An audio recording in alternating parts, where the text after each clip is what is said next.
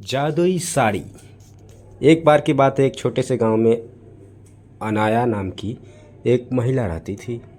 वह एक दयालु और अच्छी इंसान थी जो हमेशा अपने और अपने परिवार के लिए अच्छी चीज़ें चाहती थी। अनाया के पास एक प्यारा पति और एक खूबसूरत बेटी थी, लेकिन उसकी सास शांता उसके प्रति बहुत अच्छी नहीं थी। शांता अक्सर घटिया बातें करती थी और अनाया को दुखी करती थी। एक दिन जब अनाया बाजार में घूम रही थी तो उसे एक विशेष दुकान मिली। दुकानदार का बूढ़ा और बुद्धिमान व्यक्ति था।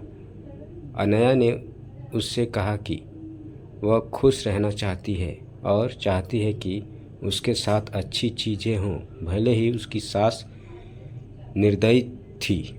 दुकानदार मुस्कुराया और उसे एक अनोखी साड़ी दिखाई।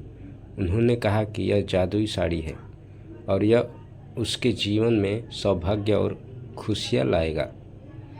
अनाया ने जादुई साड़ी खरीदने का फैसला किया और तुरंत उसे पहन लिया। जब अनाया ने जादुई साड़ी पहनना शुरू किया तो चमत्कार हो गया। उसकी सास अनाया के साथ बुरा बर्ताव करने की बजाय उसके साथ प्यार और सम्मान से पेश आने लगी। अनाया बहुत खुश थी क्योंकि उसकी सास उसकी सबसे बड़ी समर्थक और सबसे अच्छी दोस्त बन गई थी। गांव के लोग इस बदलाव को देखकर आश्चर्यचकित रह गए। जादुई साड़ी की वजह से अनाया के परिवार में खुशियां आने लगी। गांव बहुत अच्छी जगह बन गया और अनाया का पति सफल हो गया।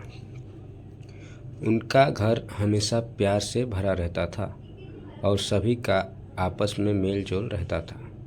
अनाया की बेटी एक प्यारे और देखभाल करने वाले घर में बड़ी हुई और वह बहुत खुश थी।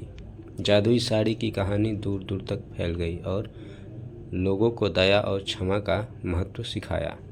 अनाया बहादुरी का प्रतीक बन गई और उसने सभी को दिखाया कि दयालु होने से बड़ा बदलाव आ सकता है, चाहे चीज़ें कितनी भी कठिन क्यों ना लगे।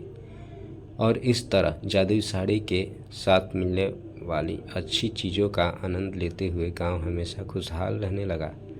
साड़ी ने न केवल अनाया की ज़िंदगी बदली बल्कि एक महत्वपूर्ण सबक भी सिखाया कि प्यार और क्षमा मुश्किल समय में भी खुशी और चमत्कार ला सकती है। दूसरों के प्रति दयालु होने से हम उनके और हमारे जीवन में भी खुशियाँ ला सकते हैं। धन्यवाद दोस्तों।